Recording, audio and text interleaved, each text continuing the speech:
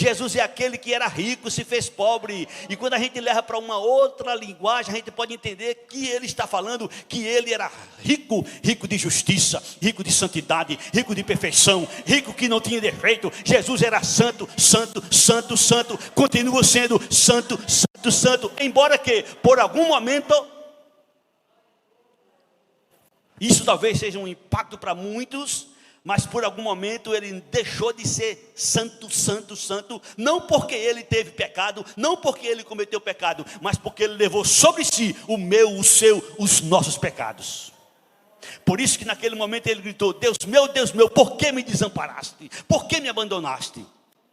Porque naquela ocasião, naquele momento, ele estava pagando os nossos pecados, ele estava levando sobre si os nossos pecados, para que a gente pudesse receber dele sua riqueza.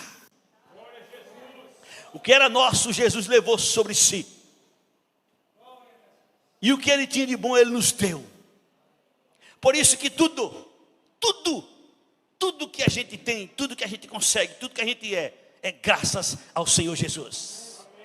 Por isso que Paulo faz questão de dizer: conheceis a graça do Senhor Jesus, que ele, sendo rico, se fez pobre, para que pela sua pobreza nós nos tornássemos ricos. Talvez você não entenda, talvez você não tenha noção, talvez até você diga, talvez até você fale para alguém, mas Deus olhar para nós, seres humanos, e nos declarar justo, isso é uma coisa fora do comum, mas é assim que acontece. Jesus nos deu o que era seu, Jesus levou o que era nosso. Para que você possa entender, ficou registrado de uma maneira bem clara, segunda carta aos Coríntios, capítulo 5, versículo 51. Aquele que não conheceu pecado, ele o fez pecado por nós, para que nele fôssemos feito justiça de Deus. Isso, para entender isso, tem que ser pela fé. Para você entender isso, tem que ser pela fé. Porque está escrito, 2 Coríntios 5, 21. Aquele que não conheceu o pecado, quem foi que nessa terra andou por aqui que não conheceu o pecado? Só teve Jesus. Aquele que não conheceu o pecado, Jesus, porque não tem outro. Como está revelado, todos pecaram, todos carecem da glória de Deus. O único aqui na terra que andou, que viveu por aqui, que não conheceu o pecado, chama-se Jesus. Ele teve a ousadia, porque ele é santo, dele chegar diante de seus inimigos e perguntar para eles: quem de vocês me acusa de pecado? Quem de vocês me acusa de pecado?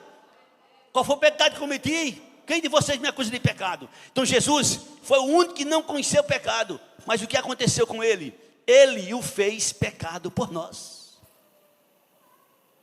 Ele o fez pecado por nós. O castigo que era nosso, foi dito aqui em forma de louvor. O castigo que era nosso, ele levou sobre si. O homem, a mulher, o ser humano que não invocar Jesus como Senhor, como Salvador, e eu quero repetir, mas antes eu quero chamar a sua atenção. Se tiver entre nós alguém que ainda não é salvo, que ainda não invocou Jesus como Senhor, como Salvador, saiba do que eu vou lhe dizer agora, preste atenção. O apóstolo, João Batista, ele diz, faz questão de ficar registrado, que quem tem Jesus tem a vida eterna. Quem não tem Jesus, sobre ele permanece a ira de Deus. Sem Jesus, o homem está debaixo da ira de Deus. João 3,36, eu vou pedir, coloque na tela, e depois eu volto para outro texto. Se tiver aqui alguém entre nós, que ainda não entregou sua vida a Jesus. Entregar sua vida a Jesus não é você fazer parte de vida nova, não. Você pode vir fazer parte de vida nova e não ter entregue sua vida a Jesus. Não é porque você faz parte de vida nova que você tem seu nome escrito no livro da vida. Não.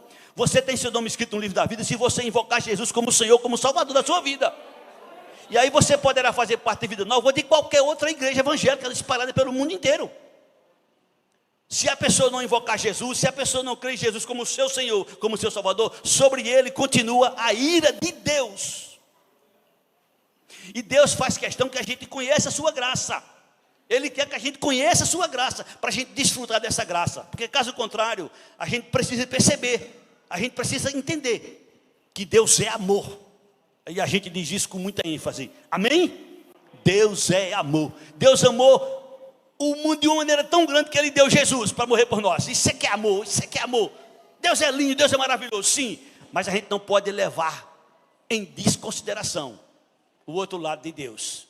Qual é o outro lado? É que Deus é amor, mas Deus também é justiça.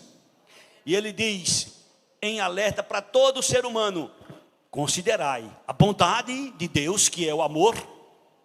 Considerai a severidade de Deus, que é sua justiça. Romanos 11, 22. Portanto, se você não invocar Jesus como Senhor, como seu Salvador, permanece sobre você a ira de Deus. O castigo que era nosso, Jesus levou sobre si. E para poder isso acontecer, em um dia, em um momento, você abriu sua boca, você confessou Jesus, você decretou, você falou, você anunciou que a partir daquele momento Jesus é seu Senhor, é seu Salvador. Com isso, você passa a submeter, não a sua vontade, mas a vontade de Jesus. Porque há muitos que estão no mundo, que estão nas igrejas, que estão nos meios chamados religiosos.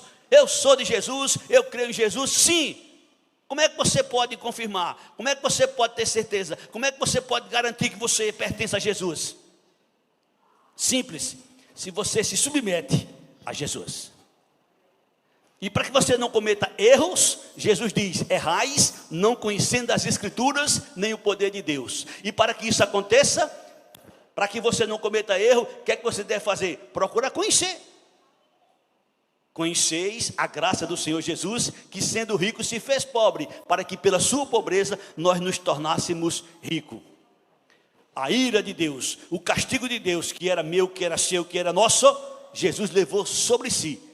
E agora a gente tem que invocar Ele como Senhor, como Salvador. Tomar Ele como nosso Deus, como nosso Senhor, como nosso Salvador.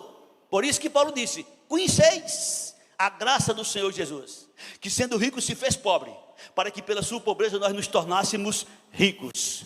E aí Deus manda divulgar, Deus manda convidar, Deus usa a igreja, Deus usa o Espírito Santo. Ele mesmo diz em Apocalipse 22, 17, o Espírito diz: vem. Aquele que ouve, vem. A igreja diz que é a noiva, diz: vem. Aquele que ouve, venha. Aquele que tem sede, venha. Quem quiser, receba de graça a água da vida. Esse é o convite de Deus. Esse é o convite de Deus para todas as pessoas. E como é que se faz? E onde está isso? Na pessoa bendita e gloriosa do Senhor Jesus. Foi Ele que derramou seu sangue, foi Ele que deu sua vida, foi Ele que se fez pobre, foi Ele que deixou sua glória, foi Ele que fez tudo por nós. Conheceis a graça do Senhor Jesus, que sendo rico se fez pobre, para que pela sua pobreza nós nos tornássemos ricos. É uma pena que algumas pessoas, mesmo depois de entregar sua vida a Jesus, não procuram conhecer, não procuram crescer, e acha, e pensa, por conta de algumas informações equivocadas que recebe, que a partir daquele momento sua vida vai ser um céu. Há muitas pessoas que estão equivocadas, que acham que a partir do momento que entrega a sua vida a Jesus, sua vida vai ser um céu. Está completamente equivocado quem assim pensa. Filipenses 1, 29 está escrito: Deus nos deu a graça de não só crer em Jesus, mas também sofrer por Jesus. Não só crer, a graça não é só crer, mas é também padecer por Cristo. Estamos numa época muito difícil, onde o apóstolo Paulo nos revela que esses dias seriam dias difíceis, dias trabalhosos, dias complicados, e a gente se prepare, e cada um procure se preparar, porque o que está por vir é pior a pior.